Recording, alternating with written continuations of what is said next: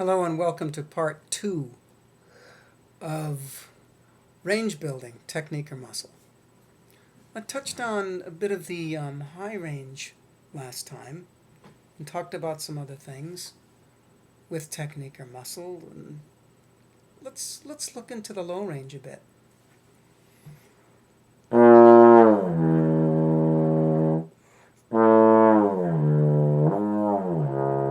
Now those are false tones. We talked about them on an earlier video. They're very valuable to do. Now, a lot of times when people first attempt them, they can't find it. Now, would grabbing your muscles more and tightening up and really, using muscle in a gripped way help that note come out?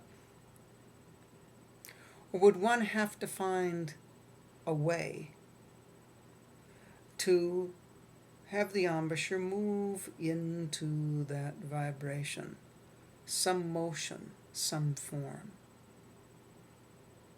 There's where technique comes in. It's a means to an end. It's how we get from one place to another. What was the technique used? What was the technology used? And there's, look at the history of aviation, for example, or transportation. All these different technologies would come in. And then when the new technology would come in, there'd be a new fuel, and the fuel would be able to have to work within that technology. And things keep moving along until things get more and more efficient and more powerful. And so you can see by looking at even something like aviation or transportation, the whole evolution of a certain kind of technology. And of course, as was mentioned on the last video, computers. So technology is happening all the time. It comes out of need. Techniques are born out of need. So I sincerely believe that if you have a great need to have the kind of range you want, and you keep at it, you'll get it. You'll get it. I had to not open up my embouchure so much to get those notes. I'd leave it kind of natural and just find the point where it would still vibrate, and then gradually trying to make that flatter and flatter till another note came out. In other words, I think when I first tried this, I couldn't hit that E flat like that. And so I had to find the ways to form my embouchure, and then the surrounding muscles would develop more to be able to maintain that form. So technique and muscle go together. We try to find the technique and then try to find the formation, but then have to develop the muscle, meaning the sustaining, holding power to be able to have that happen. So it's very, very interesting, all this. And I believe that if someone really is willing to keep at it and discover, just not keep at it, in the kind of repetition that basically goes nowhere. Now, the hamster spinning its wheels is important for the hamster, okay? But the analogy is used many times because that wheel is moving, but it's actually in the same location. And there's so much of practicing is that, okay? So, when working on our low range, for example, we might try to work on some of these false notes and try different syllables. For example, we can go back to our very, very, very first video of week 1, practicing, and we can say, okay, let's have air pressure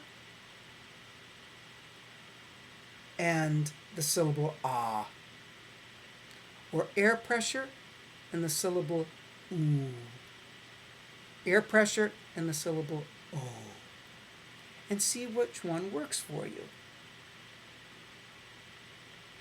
And just keep trying to have the vibration happen.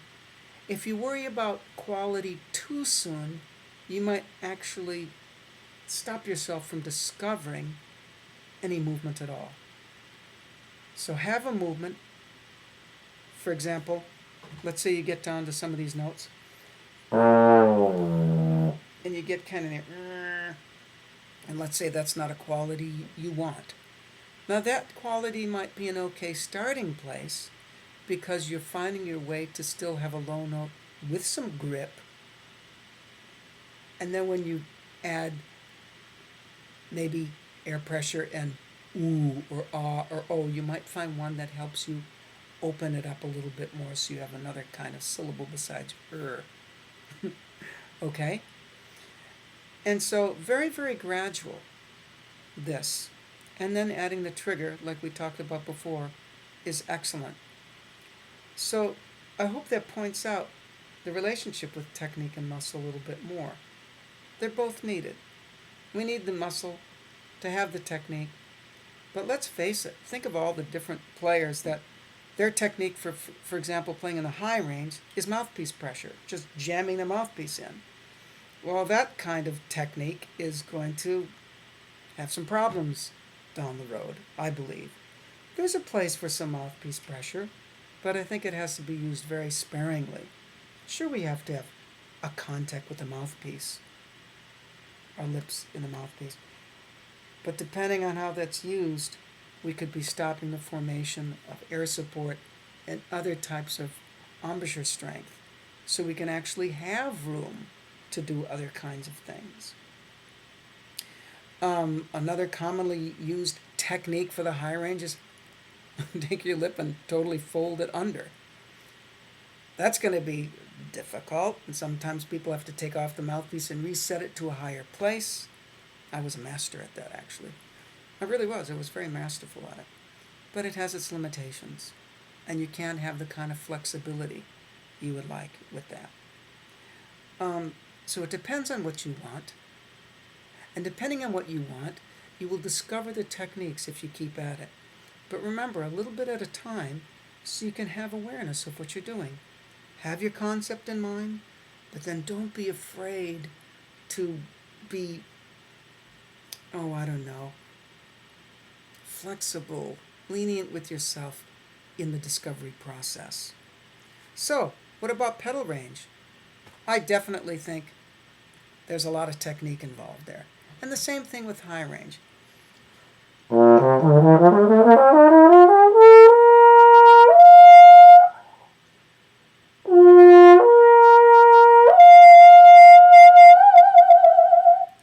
I'm almost whistling up there, which is a kind of technique. I'm not using a lot of mouthpiece pressure, and I'm not, tucking under.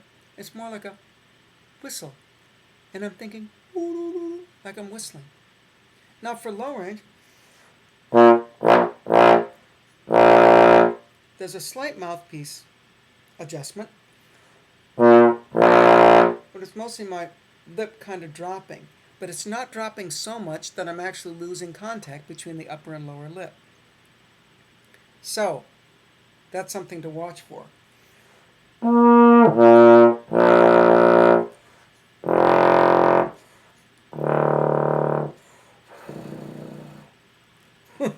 How's that for a technique? Now, that makes it very difficult for lip trilling. What about lip trilling? Technique or muscle? So, it's interesting all this. You can ask yourself, technique or muscle, for almost all that you do, and you'll find there's obviously a companionship between the two to have them work. But technique is born out of need.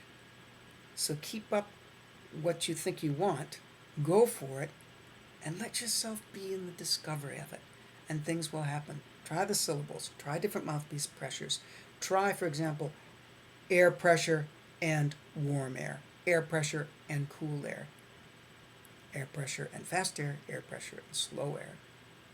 Taking you back to that practice thing of week 1. It should help. Hopefully this is useful.